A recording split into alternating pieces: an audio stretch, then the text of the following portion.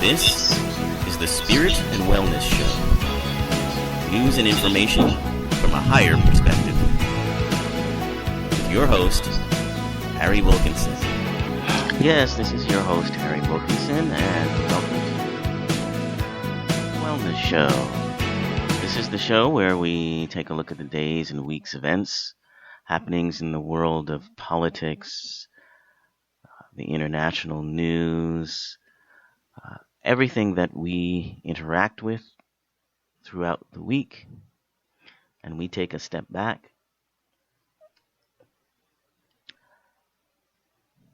and we take a look at it from a higher perspective. What is a higher perspective? Well, it's a perspective that you might call spiritual, or you might call mystical or metaphysical. It's an approach to the world in which we realize that we are creating everything that happens in our world at the highest level of our being, what you might call divine mind or our higher self, or there's many different words for it. But we, in our oneness, as, again, I'll use that phrase, divine mind, are creating all of these, what shall I call them? Situations, stories, because that's what they really are, stories. You might think of them as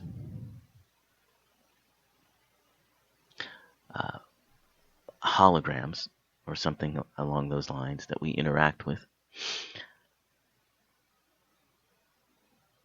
But we are creating it all, and we create it so that we can have experiences.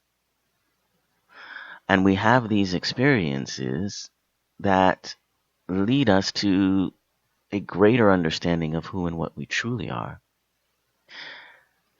and allow us to remind ourselves of that. Well, you see, the idea is that, in our everyday life, we have taken on a persona in which we think of ourselves as confused or weak or scared or unable or in peril or in danger, when our true nature is, none of those things. When our true nature is that we are powerful beyond measure. However, just like in playing a game, when you might choose to be a character of some kind, we choose a version of ourselves in which we engage in that kind of belief of our weakness. And so then we interact with these situations that we create as that sort of character. And through that, we remind ourselves of our higher selves. Because, of course, in taking on this persona, we also take on a forgetfulness and believe that we are this persona. It's complicated, as they say. But in any case, that's the sense of it. And so when I talk about these stories and these situations in the news, I am looking at them from that perspective as we who are creating them, experiencing them, and what they might have to offer us. what we can take from them, and how we can use that to expand ourselves and our awareness. So that is our mission here. Now, on today's show, and for the past few months, I've been talking about what I call the transition era. That's the era that we live in now, that due to certain astrological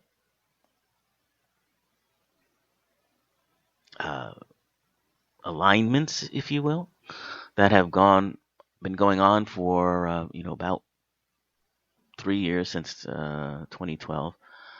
We have been in an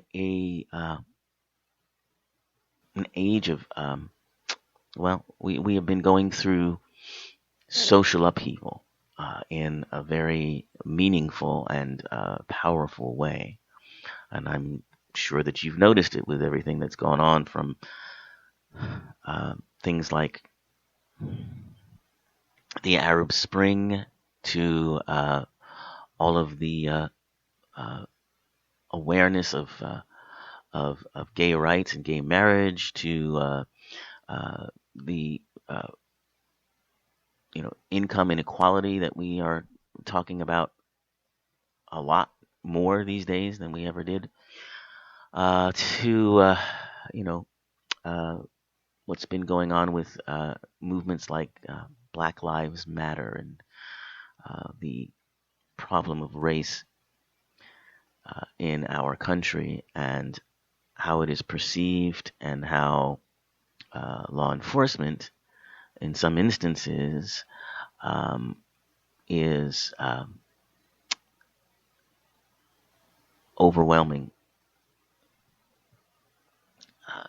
and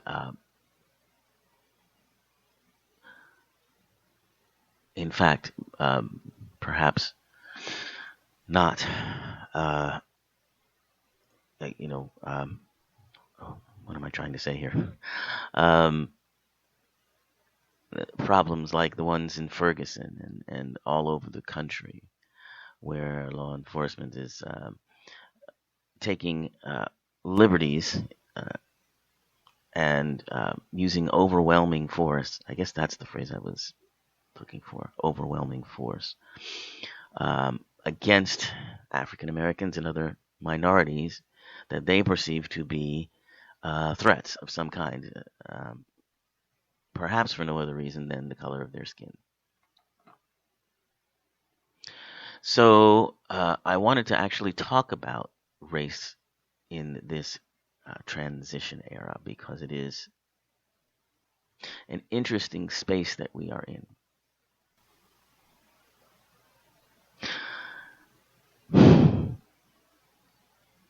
And it's an interesting space because here we are, having had an African American president of color in the United States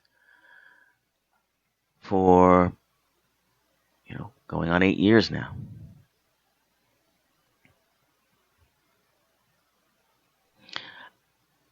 While at the same time,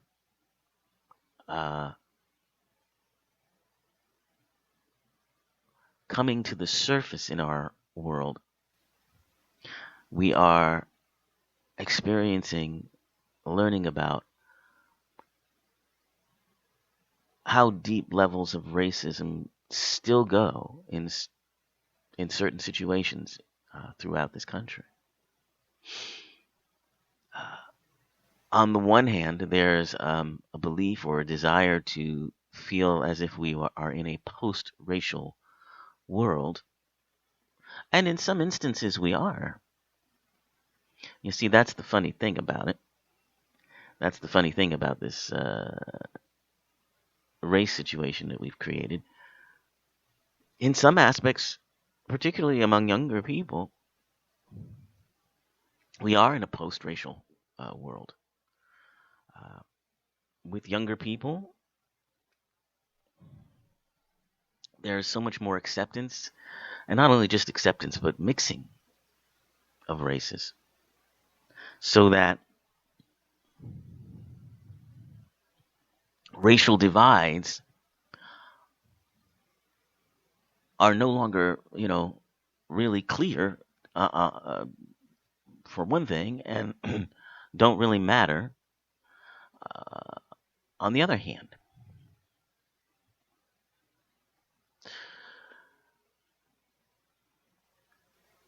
But among older people, of course, those, uh, long held beliefs or um, ingrained ideas, they persist.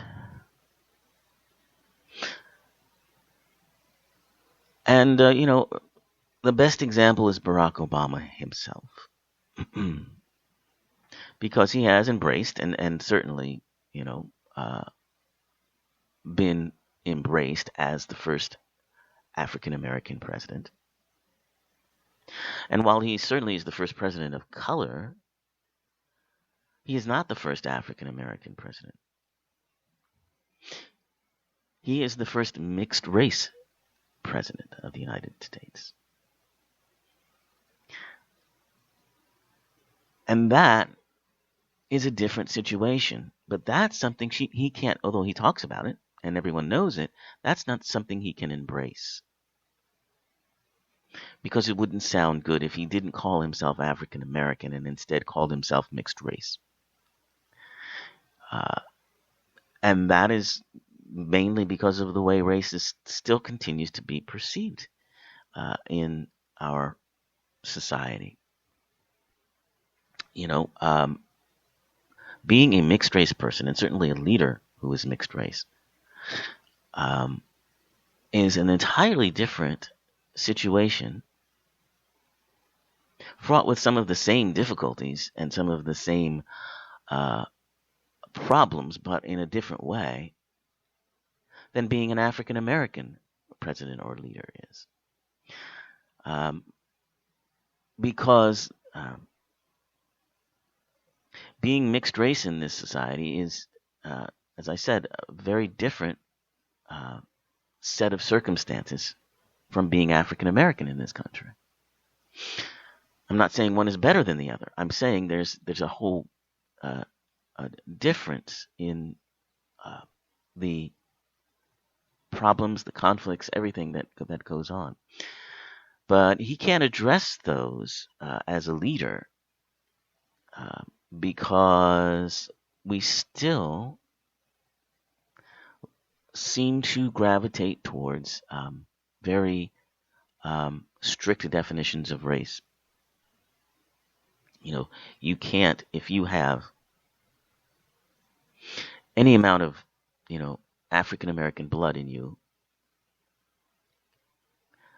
you can't not call yourself African American. That goes back to laws that were put into place. Oh gosh, I don't know.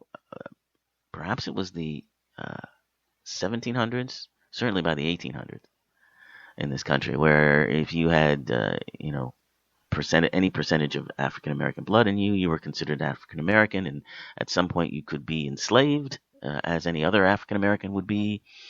So it goes back that far.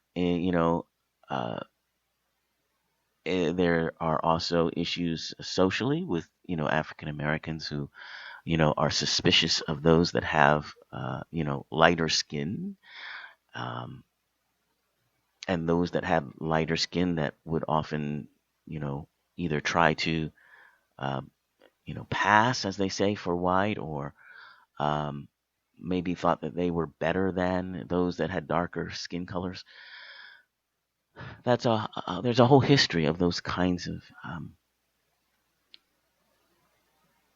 I call them sort of, psychic injuries in a way, that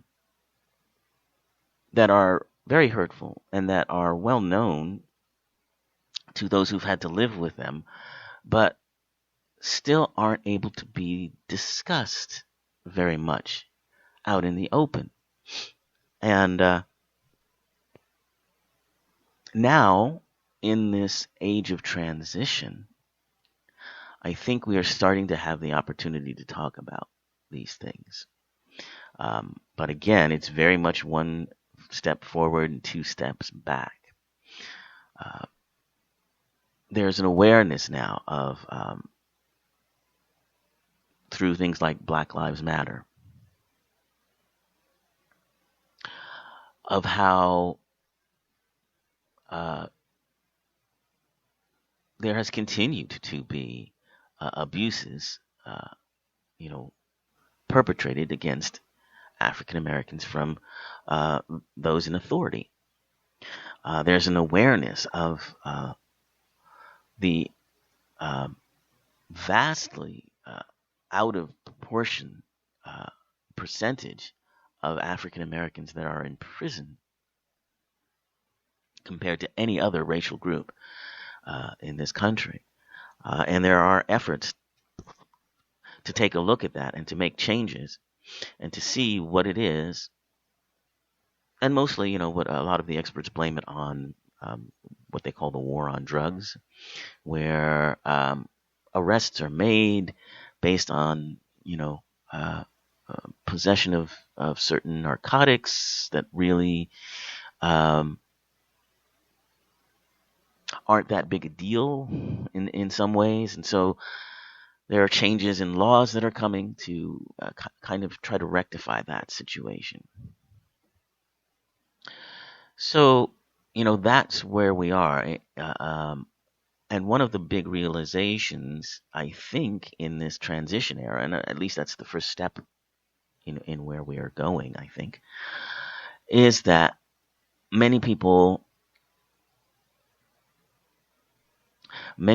thought we were much further ahead than we actually are.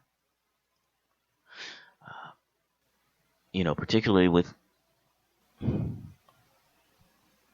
the election of Barack Obama, there was an idea somehow that our racial problems had been, mostly solved in this country, and that there were no real concerns about race anymore.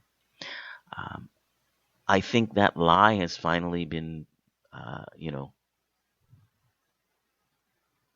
put to bed. But there are still, I still hear this being talked about on talk radio and in places like Fox News, where they're saying there's no real racial problems anymore, and try telling that to the people of Ferguson or any other small town or inner city or anywhere else where you have an African American population subjected to suspicion and violence and so forth. So, as everything else in this transition era, these changes are coming, and they're coming pretty quickly. And one of the things that happened, I guess this was over the summer,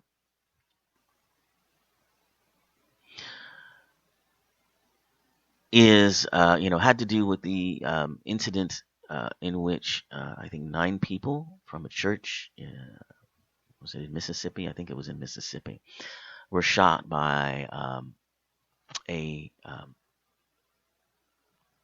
I don't know if he was a neo-Nazi or a Klan member or some sort of white supremacist ideology that he adhered to. And he deliberately murdered 9 people in an African American church, and he was very fond of the Confederate flag. And as a result of that, an awareness came about of how the Confederate flag is still flown in public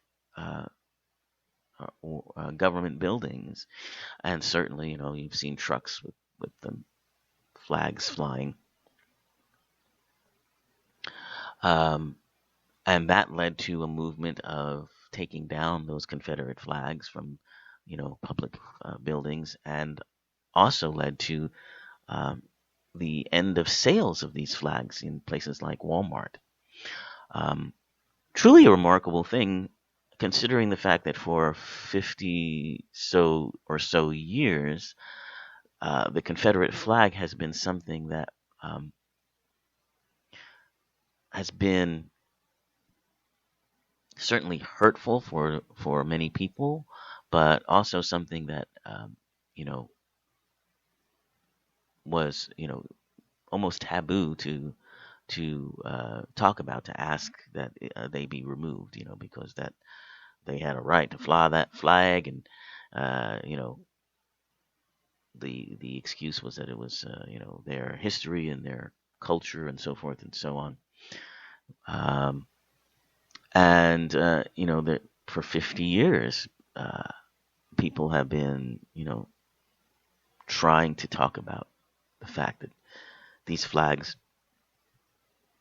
are hurtful to people and carry the reminder of a way of life, a way of thinking that we find to be intolerable. And finally, we turned a corner somehow and were able to have those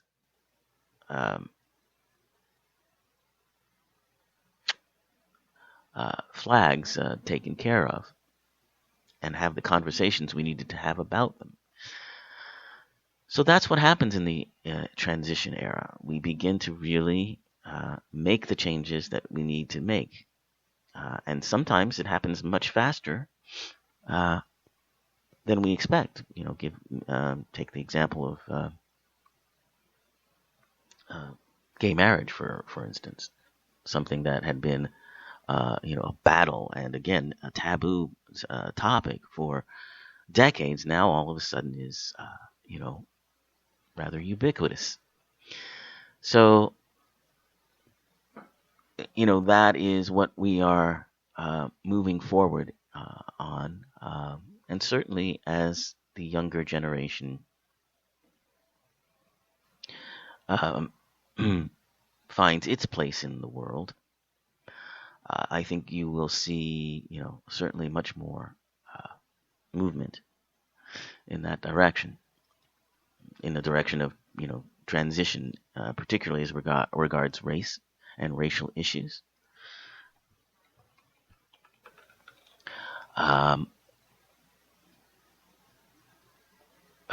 Well, there may even be an understanding or more awareness of what it means to be mixed race in this country, and all of the attendant difficulties and experiences that lends itself to. So I do have hope, and there is hope, and particularly since there is much more awareness, and awareness leads to change. It just does.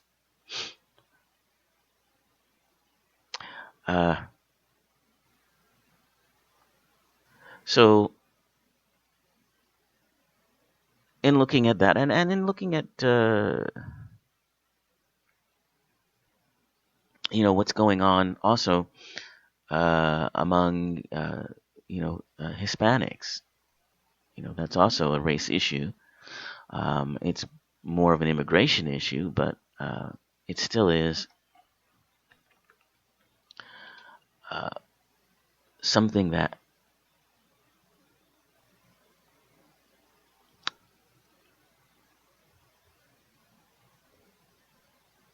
is an increasingly important topic, because as the face of our country changes, as the racial makeup of our country changes,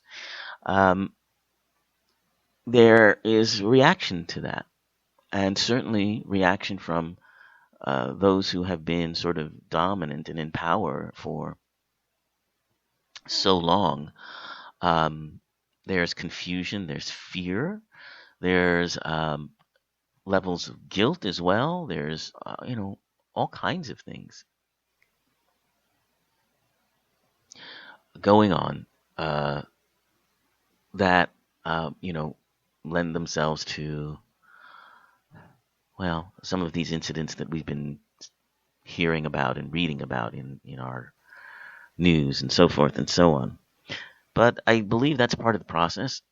I just believe that's part of the process that this transition era brings.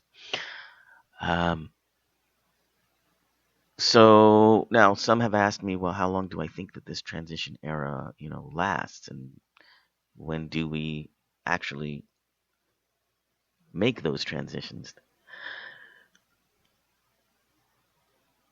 And well, of course, that's very hard to say. But I think that given the rapid pace of our world, thanks to technologies and everything else, I think we can expect within 5 years to see, dramatic changes in, in the social landscape. Now, of course, we have an election coming up, a presidential election, and there will be, of course, a certain,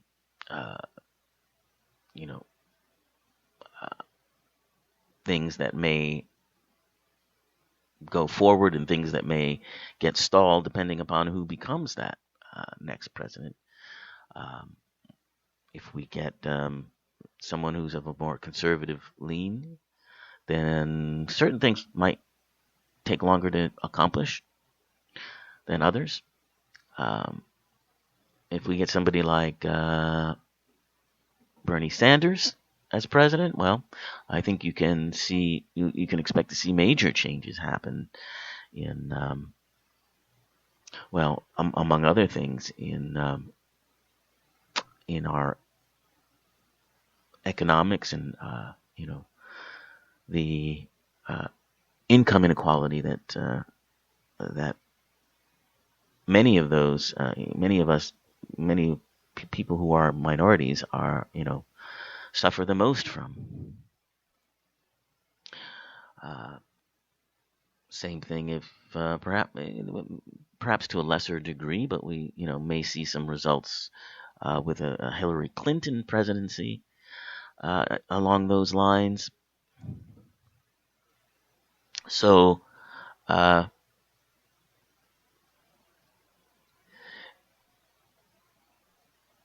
it's very interesting that part of the discussion, and we'll talk more about politics on the next program, politics in the transition era. We had a program about that a week or two ago, but certainly bears repeating. There's this movement towards candidates that are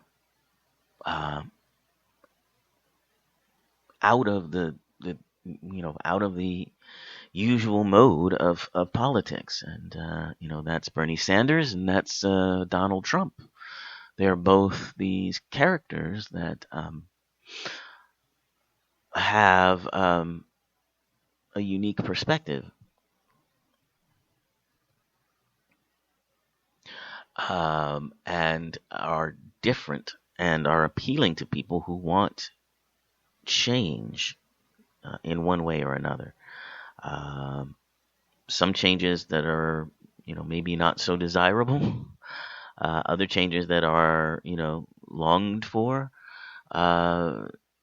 in social policy, and, the whole idea of, Bernie Sanders being a democratic socialist. It's really remarkable that he is, neck and neck with Hillary Clinton at this point, because one of the worst things that could be leveled against a politician right up through Barack Obama's presidency was that his policies are socialist, and certainly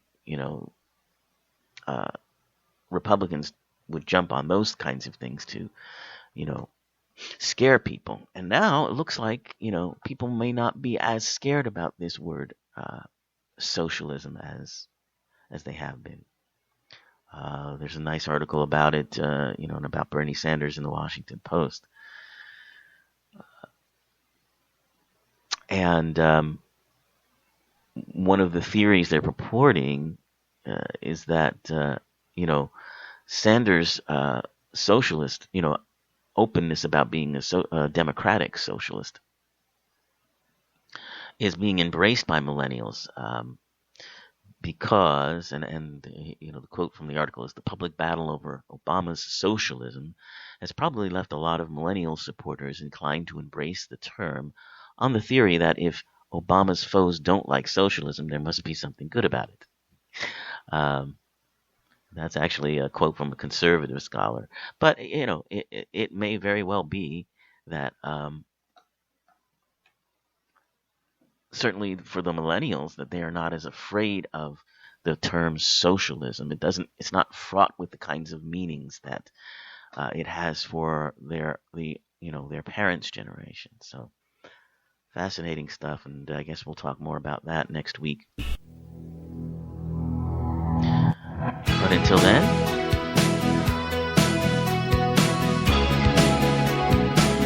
keep a perspective on what is around you. Engage without despair.